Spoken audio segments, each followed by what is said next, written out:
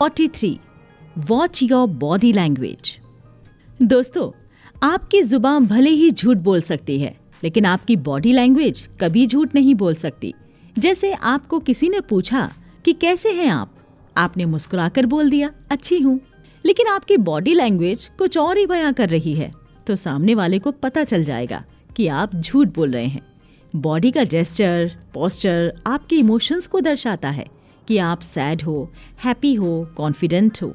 ये सब कुछ आपको देखकर पता चल सकता है. इसमें दी गई कुछ ट्रिक्स ट्रस्ट बिल्ड करने में काम आ सकती हैं, जैसे मिररिंग या नकल करना. सामने वाले की बॉडी लैंग्वेज जैसी है आप वैसा ही नकल उतार सकते हैं, ताकि उस पर्सन को ये फील हो कि आप उनकी बात सुनने में दिलचस्पी रख रहे हैं और समझ भी रहे हैं. इसको ट्राई करके देखिए, आप खुद दूसरों के साथ अपने रिलेशनशिप में फर्क देखेंगे. 44. Recognise the worth of every individual. दोस्तों, अगर आप दूसरों के वर्थ को नहीं पहचानेंगे या उनकी वैल्यू नहीं करेंगे, तो ये आपके रिलेशनशिप को खराब कर सकता है. अगर शादी की बात करें तो डाइवोर्स, और कंपनी की बात करें तो रेजिग्नेशन.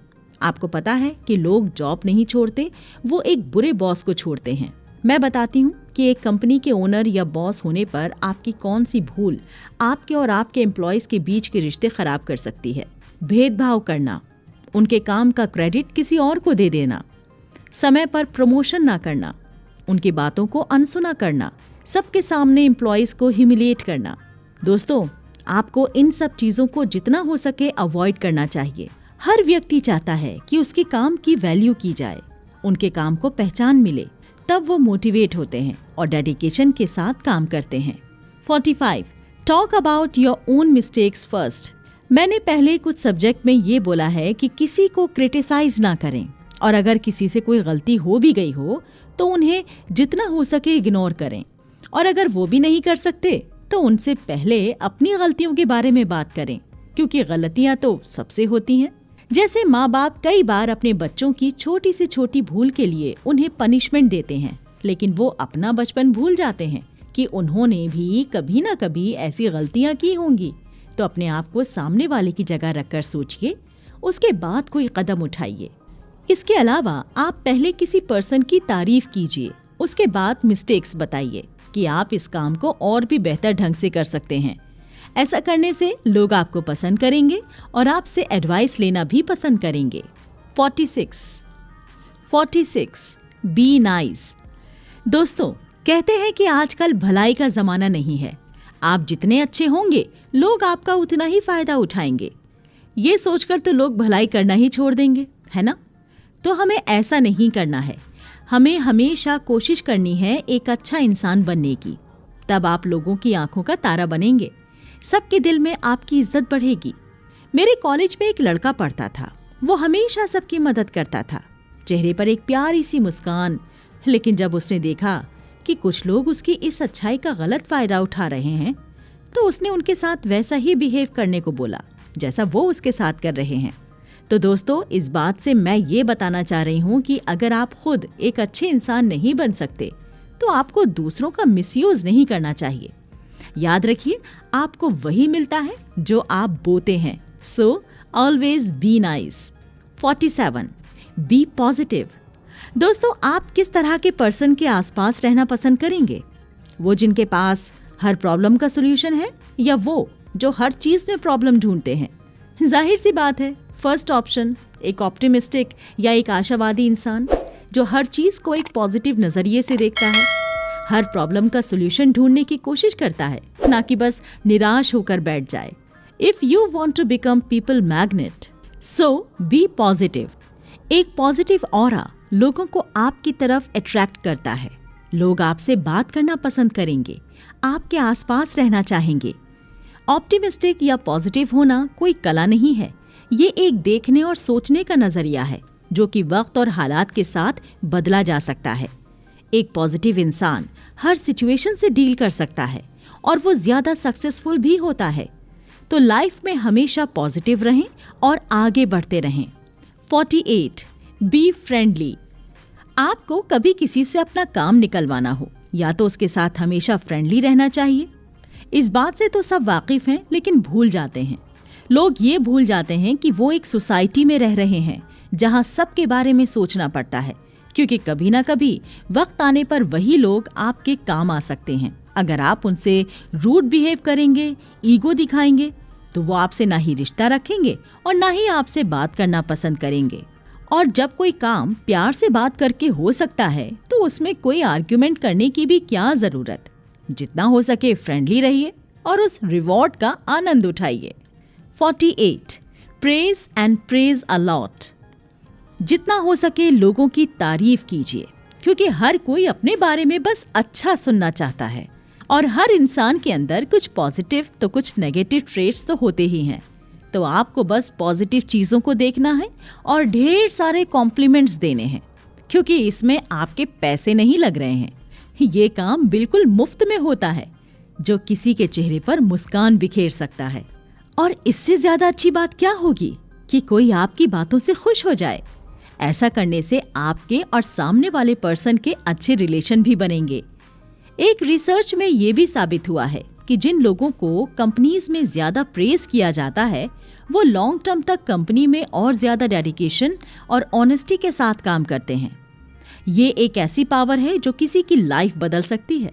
अगर आप एक छोटे सिंगर को हर रोज थोड़ा प्रेज करेंगे तो बड़े होकर एक बड़ा कलाकार बन सकता है, क्योंकि कभी कभी किसी को अपनी कैपेबिलिटीज का अंदाजा ही नहीं होता, लेकिन किसी के बोलने पर वो उस बात पर ध्यान देता है और हार्ड वर्क स्टार्ट करता है।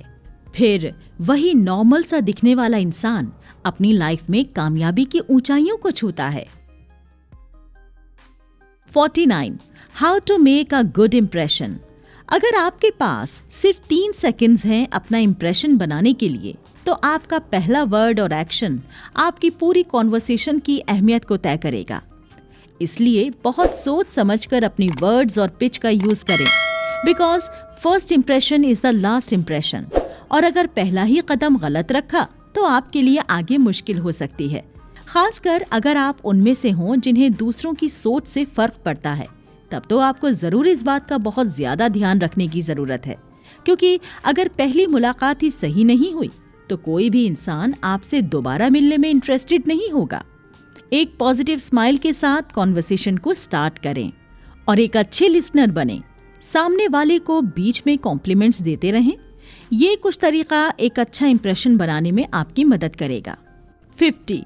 Help others to like themselves better, boost their self esteem.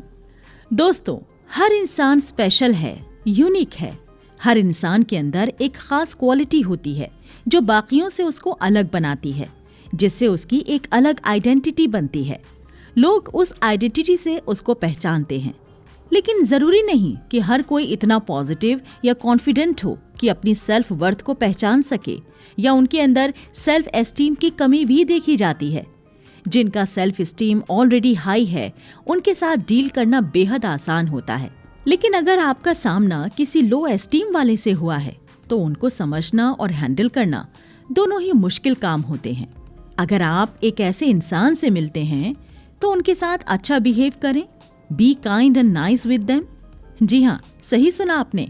हमारा रूड बिहेवियर उनको हर्ट कर सकता है। वो एग्रेसिव भी हो सकते हैं, क्योंकि हो सकता है कि उन्होंने अपनी पास्ट लाइफ में हमेशा नेगेटिविटी देखी हो, उन्हें हमेशा क्रिटिसाइज किया गया हो। इस वजह से वो इतने कॉन्फिडेंट नहीं हैं कि खुद को बेहतर ढंग से किसी के सामने शो कर पाएं। तो रूड बिहेव करने से बेहतर उनकी हेल्प कीजिए, उन्हें मोटिवेट कीजिए, ताकि वो अपनी वर्ड समझें और उनका सेल्फ एस्टीम भी हाई हो। 51. Make it look easy.